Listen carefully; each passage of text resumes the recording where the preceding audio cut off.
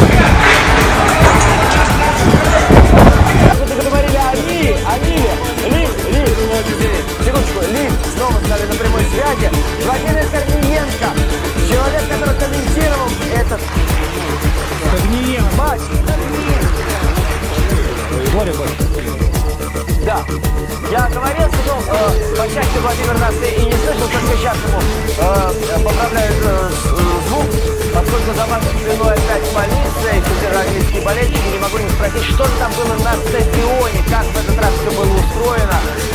Потому что помню, что в прошлый раз там были такие вещи, что английские болельщики сразу пробрались в зону россиян, ну и так далее. Там были такие провокации. Как в этот раз на стадионе, вообще какая была атмосфера и все прочее?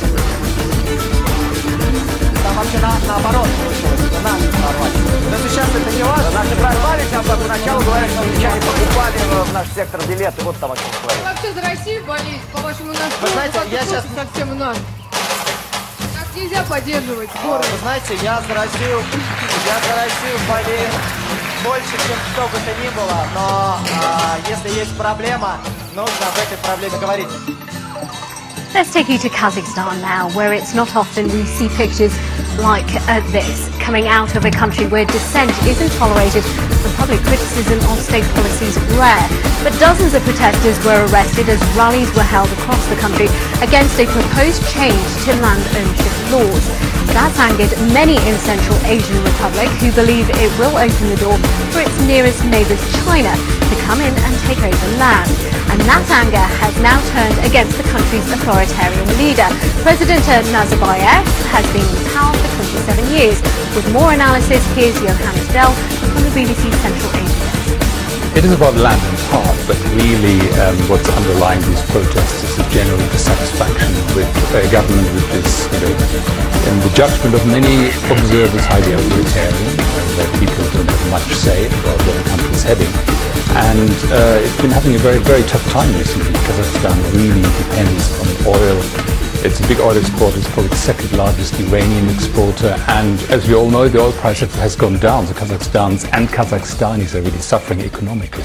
You know, all the Central Asian republics are, because they are now 25 years old since the breakup of the Soviet Union, a little bit nationalist. You know, there's a search of identity. So there's quite a strong feeling when what I regarded as foreign powers seem to try to take over. China has a big role as an investor in the region, in Kazakhstan as well. So I think that is one of the sort of more emotive reasons that play into that. But I think probably the dissatisfaction with the government is a big part in this that drives people into the streets.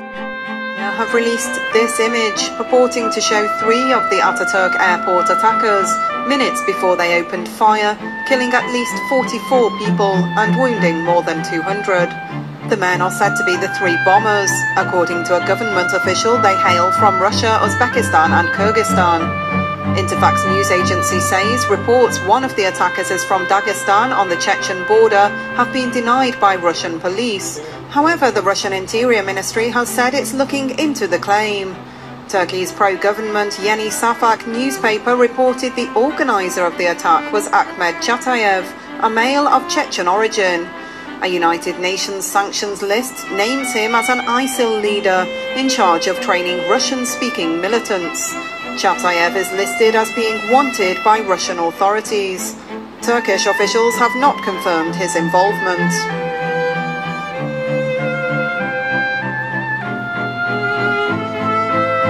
Turkey's Interior Minister Efkan Ala told Parliament evidence gathered so far suggests responsibility for the gun and suicide bomb attack lies with the ISIL militant group. Citywide raids on 16 addresses in Istanbul have seen at least 13 people arrested in connection with the Ataturk incident, including 3 foreigners, the minister says.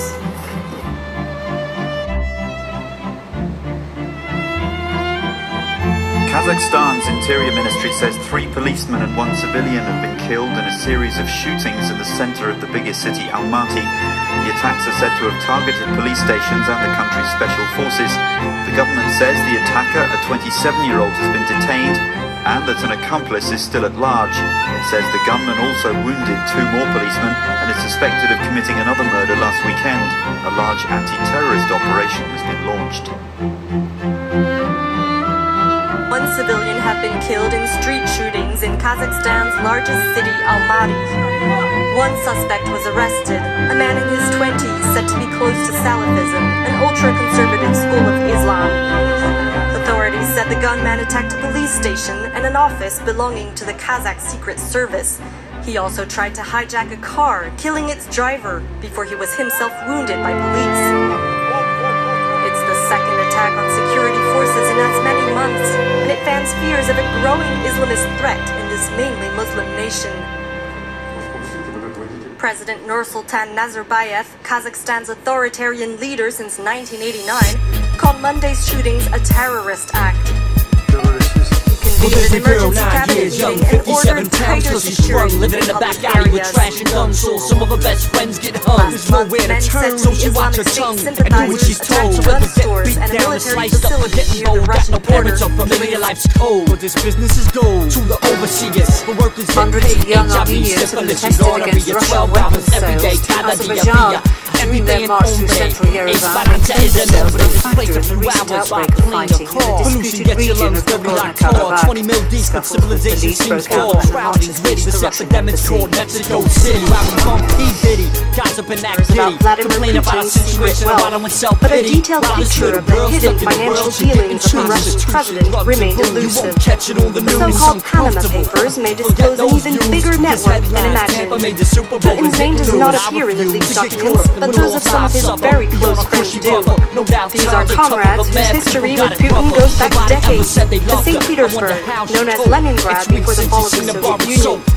That's where Putin met Sergei Rodin, who rose to fame as a cellist and conductor. He introduced Putin to his first wife Ludmila and is the godfather of their daughter Maria. Both men are described as best friends. Another close friend whose name appears in the leaked papers, Yuri Kovalchuk, is often referred to as Putin's personal banker. He's at the helm of Rossiya Bank, based in St. Petersburg and at the heart of the offshore financial dealings. According to the papers, this is how it works. Rossiya Bank helps create shell companies in Volgagin's name, such as Sonet Overseas or International Media Overseas. 7 companies in his name are registered offshore, in the tax havens of Panama, Belize, and the Virgin Islands. The shell companies are registered via a discreet law firm specialized in offshore planning, Mossack Fonseca, which later signs off loans to them. The loans come from the Russian commercial bank in Cyprus, a subsidiary of the Russian state-owned bank GBT, and the funds go into the coffers of the offshore companies. One of them, Sandalwood Continental in the Virgin Islands, received more than $1 billion in loans between 2009 and 2012.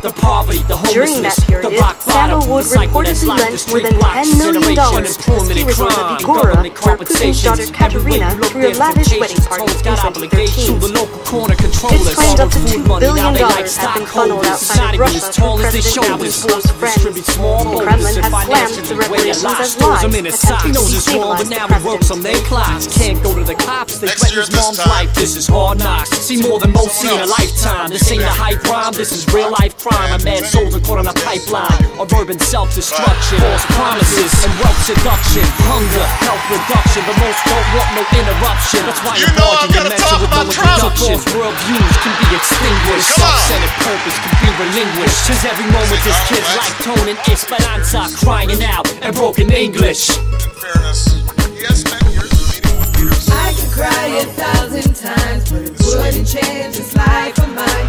God, I'm on my only wish. This Azerbaijan. This broken English. You can rescue me from the Lordy tristeza, this heartache I see.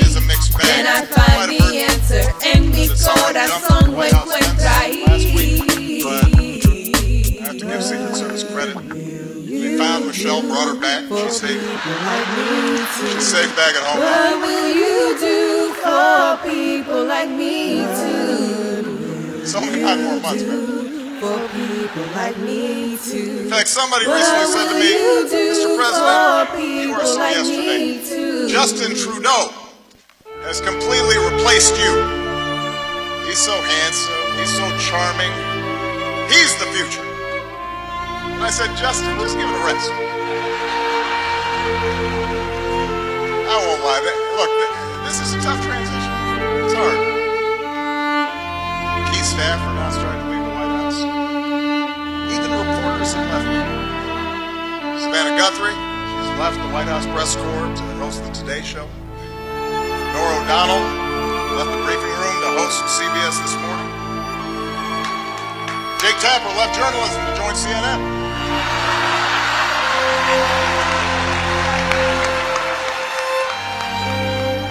As for me and Michelle, we've decided to stay in D.C. for a couple more years. Thank you. This way, our youngest daughter can finish up high school. Michelle can stay closer to her pot of carrots. With that, I just have 2 more words to say. Mama.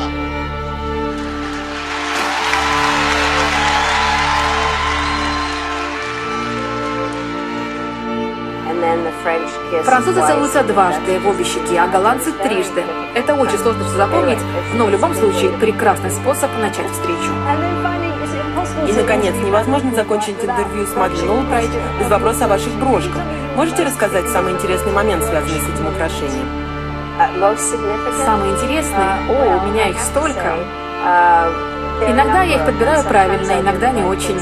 Моя самая большая ошибка была, когда я надела брошь с 3 обезьянами. Ничего не вижу, ничего не слышу, ничего не говорю. На встречу с Путиным. Когда мы заходили, он сказал Клинтону: мы всегда обращаем внимание на броши Мадлен Олбрайт. Почему сейчас на ней 3 обезьяны? И тогда я ответила: это мой ответ на вашу политику в Чечне.